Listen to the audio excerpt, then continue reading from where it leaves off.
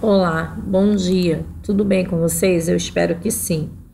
Na aula de hoje nós vamos estar falando sobre a Primeira República, períodos de dominação no Brasil. Nós sabemos que a República Velha, ou Primeira República, ela começou em 1889 e finalizou em 1930. E ela começou, com a queda da monarquia no ano de 1888, quando os militares invadiram a Assembleia Constituinte e iniciaram a República no Brasil. O período de dominação da Primeira República, ele está atribuído ao domínio das oligarquias. Então, neste momento, nós estaremos vendo como tudo ocorreu. Como que ocorreu esse período de dominação na República, que é chamada República Oligárquica, Com a proclamação da República, como eu falei para vocês, no ano de 1889, inaugurou-se um novo período na história política do Brasil. O poder político passou a ser controlado pelas oligarquias rurais, principalmente as oligarquias cafeeiras. Entretanto, o controle político exercido por essas oligarquias não aconteceu logo em seguida à proclamação da República. O Brasil, no ano de 1894, os grupos políticos, principalmente a oligarquia cafeeira paulista, estavam articulando para assumir o controle e controlar toda a República. Durante o governo do presidente Campos Salles, a República Oligárquica efetivou o que marcou fundamentalmente a Primeira República, que foi a chamada política dos governadores, que se baseava nos acordos e alianças entre o presidente da República e os governadores do Estado, que foram denominados presidentes de Estado. Estes sempre apoiaram os candidatos fiéis ao governo federal e, em troca, o governo federal nunca interferiria nas eleições locais e estaduais. Mas, afinal, como era efetivado o apoio aos candidatos à presidência da República do governo federal pelos governadores do Estado? Esse apoio ficou conhecido como coronelismo, que foi um título de coronel que já tinha surgido lá no período do Império, e com a proclamação da República, os coronéis eles continuaram com um prestígio social, político e econômico, que exerciam nas vizinhanças, nas localidades das suas propriedades rurais. Eles eram os chefes políticos locais e exerciam o mandonismo sobre a população. Como eu coloquei aqui no esquema para vocês, a importância da oligarquia, no início da Primeira República, a qual eles vão exercer uma certa dominação no governo do presidente Campos Salles, aonde os chefes políticos locais, que vão ser chamados coronéis, que eu acabei de falar, eles vão coagir os eleitores a votarem nos candidatos indicados por eles.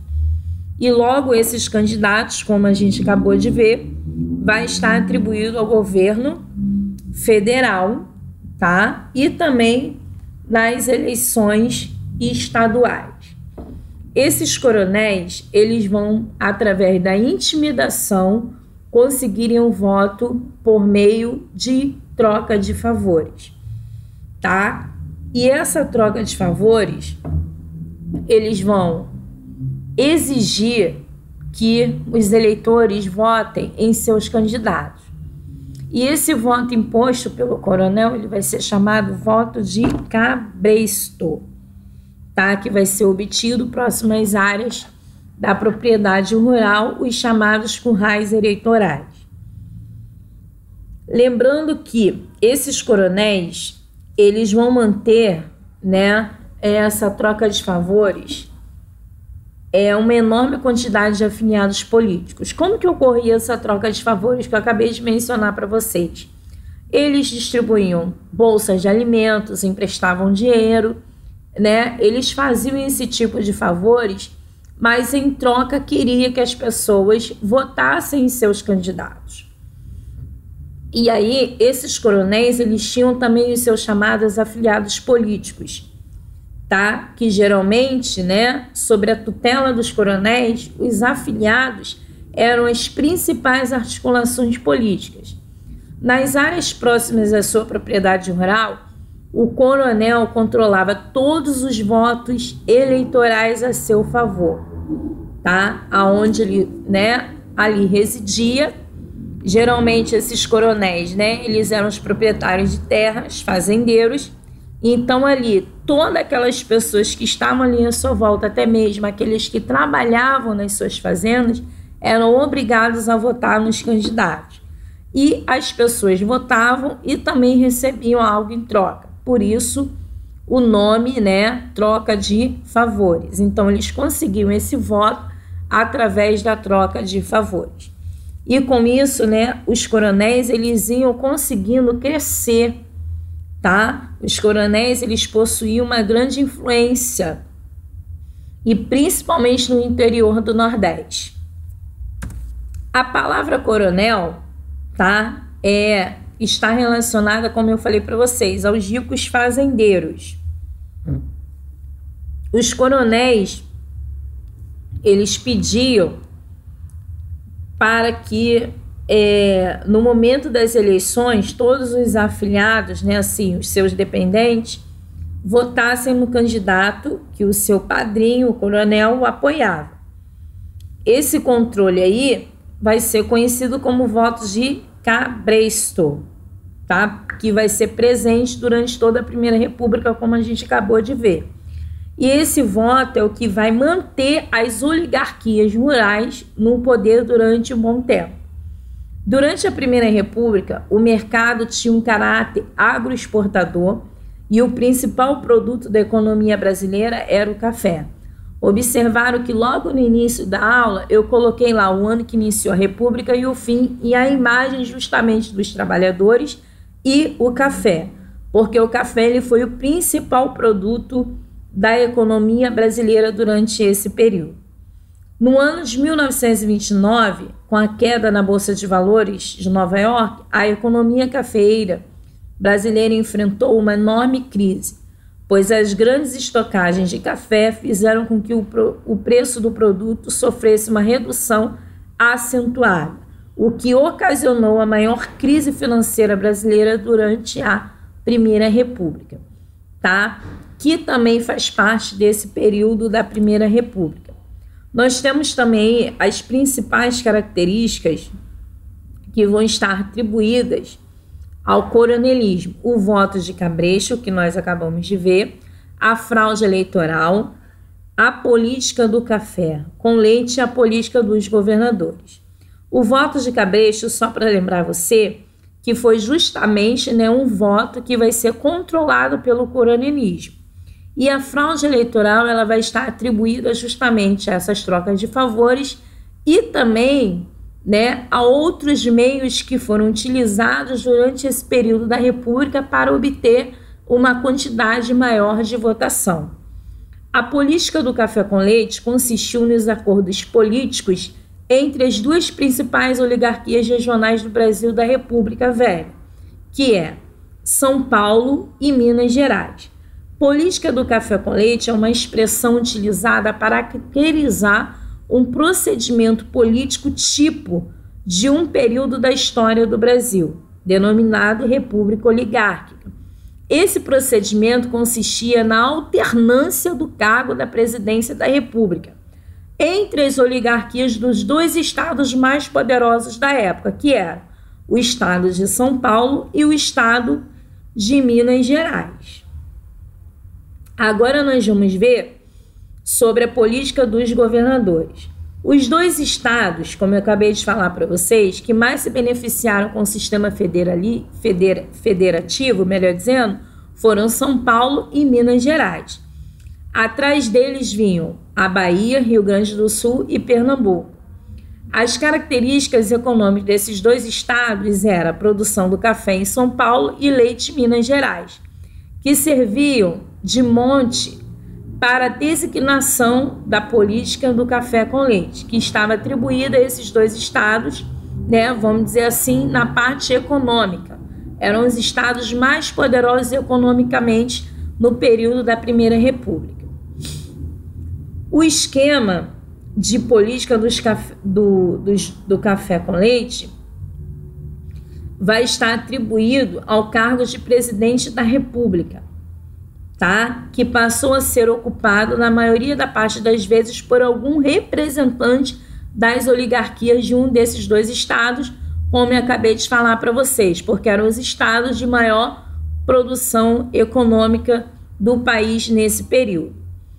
A presidência cabia organizar a total máquina estatal em função da administração dos interesses dessas oligarquias e de quem mais orbitasse em votar nelas. Esse esquema passou a se efetivar durante o governo de Campos Salles, que ficou conhecido como política dos governadores. Essa política dos governadores consistia na base da política do café com leite, tá? Segundo o historiador chamado Boris Faust, ele vai dizer que reduzir ao máximo as disputas políticas no âmbito de cada estado, prestigiando os grupos mais fortes, chegar a um acordo básico entre a União e os estados. Por fim, as hostilidades existentes entre o Executivo e o Legislativo, domesticando a escolha dos deputados. O governo central sustentaria, assim, os grupos dominantes dos estados, enquanto eles, em troca, apoiariam a política do presidente da República para ajustar a Câmara dos Deputados a esses fins. Processou-se uma pequena, mas importante modificação em seu regimento. Apesar de um pouco complicada, vale a pena conhecê-la, entre outras coisas. Por um exemplo vivo, era a manipulação da representação popular.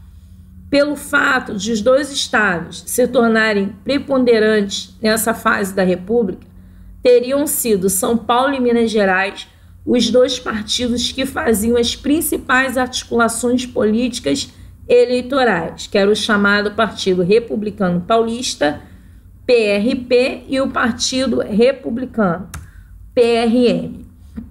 Aí, como a gente pode ver, né, a fraude eleitoral que foi presente durante esse período, a política do café com leite, que está atribuída a São Paulo e Minas Gerais, tá? E a política dos governadores, tá bom? Pessoal, por enquanto, nós vamos parar por aqui e agora nós vamos para as nossas atividades, a qual vocês vão estar copiando essas 6 questões e vão estar respondendo em seu caderno. A primeira questão você vai responder para mim qual o período que se iniciou a República Velha. A questão número 2, você vai dizer para mim quando iniciou a Era Vargas. A questão número 3, você vai escrever para mim quem eram as oligarquias. A número 4, você vai conceituar a palavra coronelismo e clientelismo. E a questão 5, você vai explicar para mim sobre a política dos governadores. E a questão 6, você vai construir um texto com 15 linhas com base na videoaula que você acabou de assistir sobre o período de dominação na Primeira República do Brasil. Tá bom? Então, por hoje é só. Até a próxima. Beijinhos.